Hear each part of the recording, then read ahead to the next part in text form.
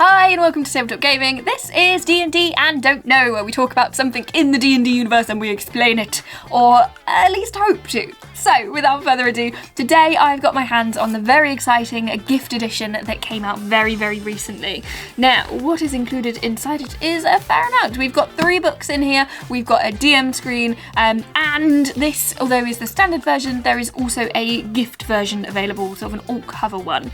So, I thought, seeing as I've got a copy of it and I'm ridiculously excited about it, we could open it together, talk about what's inside, and hopefully you'll be as excited as I am too. So, here's the interesting thing, right? When you pick up books for D&D, is that quite often the same sort of thing comes up, is that do you really need books that aren't just the Player's Handbook or the DM's Guide, or even to an extent the Monster Manual? Well, no, because those give you more than enough to be able to springboard yourself into a new adventure.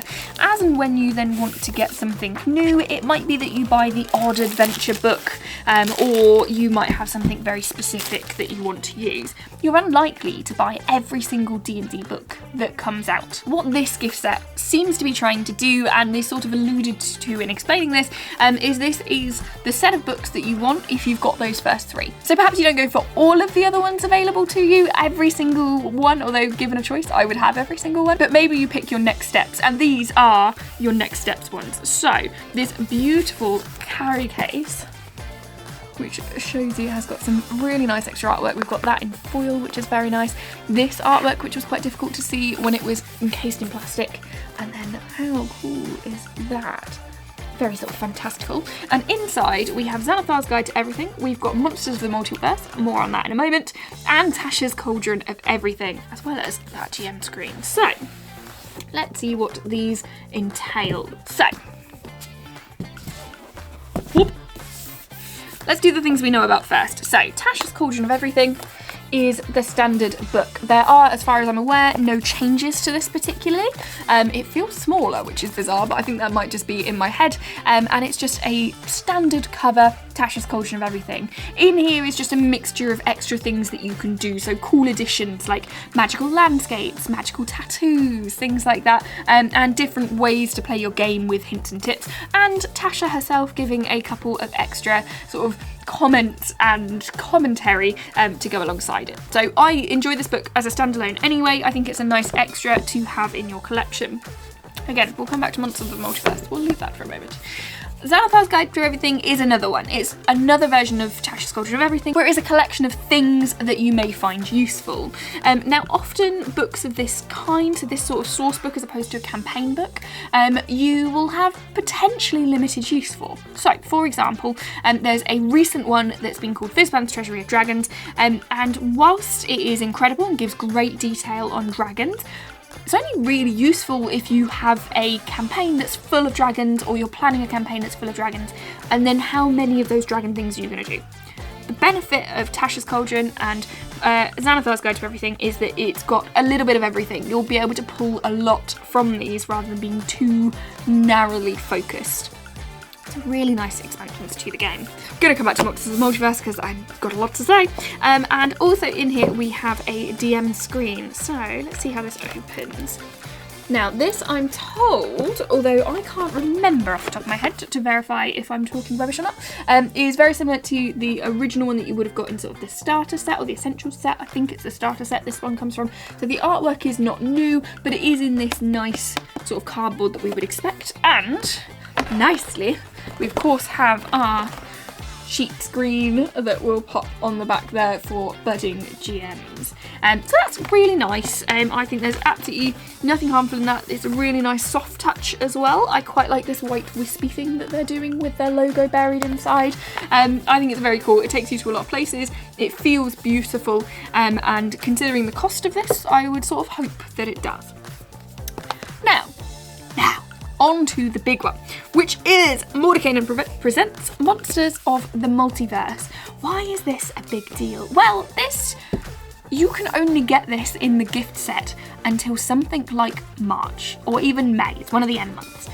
You can't buy this as a single book at this moment in time, and it is their newest book.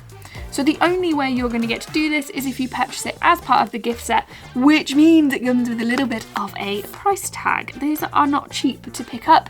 The books aren't cheap alone, but when you're buying 3 in one go and in a gift set, it adds on some costings. Now, this is quite an exciting one though, is the other thing to this, is it works perfectly well with the other two. The other two give you overviews of a little bit of everything and ways to sort of up your game in a general way. There's a lot of little bits that you can pull from each one. This is like the updated monster manual. And the reason I say that is because what it's doing is it is creating a collection of things that have happened in previous books. Now you see that with Tasha and the ones before, is that they're using things that have cropped up in other books or even in the Unearthed Arcana and collating them into one single place and perhaps sort of altering them a little bit as needed. This one does so, but with monsters. You have got a whole ton, it's something like over 200, possibly over 250, but definitely over 200 monsters in there that have appeared in various different books in various different guises, and putting them all together has also then meant that they're able to balance them out. So where ones were slightly underpowered, they've now been brought up, where they needed certain wording changes, those have all been updated to a far more sensitive manner of dealing with things, and ultimately it makes for quite a pretty book. There's plenty to see. We'll see some of the things in there for the very first time. Some of them repeats as other ones. Some have only ever been in the Unearthed Arcana and have never been seen in an actual book. You'll recognise some, for example, from Wild Beyond the Witchlight. You'll recognise some from all sorts of different sources. That makes up our most recent book. This will kind of save you from having to buy Volo's Guide to Monsters and Mordekainen's Tome of Foes, because they're all collated in here nicely and up to date. So there's plenty to be found in here. You'll also find stuff from the Eberron book, you'll find stuff from the Mythic Odysseys of Theros and the Prince of the Apocalypse book as well. So although I find it disappointing that there is a delay on being able to purchase this on its own, if you do have the previous ones, then you maybe don't need this one, and if you do have the previous ones, you might also have those. Flip side, you might not have those if you don't have the previous ones. That's a long-winded way of saying it's not the end of the world if you haven't got it, you can get them from other sources. Is it worth the money? Maybe. If you've not got them and you're intending to get them, then sure, get the pretty version. The only thing I would say is that if you are going to purchase this, I would recommend picking up the alternative cover version. So you'll know when D&D put out books, you have your standard retail cover and then a alternative cover that tends to go into things like friendly local game stores. The ones for this are beautiful. They are white. They've got a very different style of illustration that I really like on them, with sort of a central feature, really cool beholder image on one of them that's very, very nice, and worth checking out, because if you're going to spend this much money, you might as well have something that's a little bit different and is going to stand out on your shelves, because otherwise popping these all together will just make them look exactly the same as the others. You wouldn't know you bought them in such a nice set as you have. But that's personal opinion. If you want these to match the ones that you already have and you've always bought retail covers, stick with that.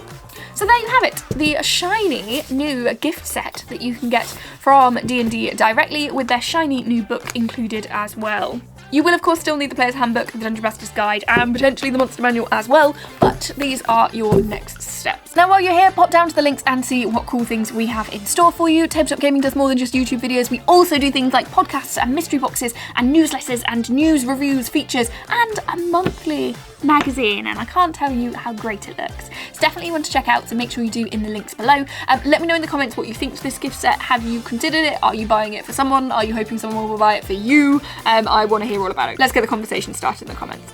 As always, thank you so much for watching. Have a great day, and be sure to check out our D&D playlist while you're at it. Have a great day!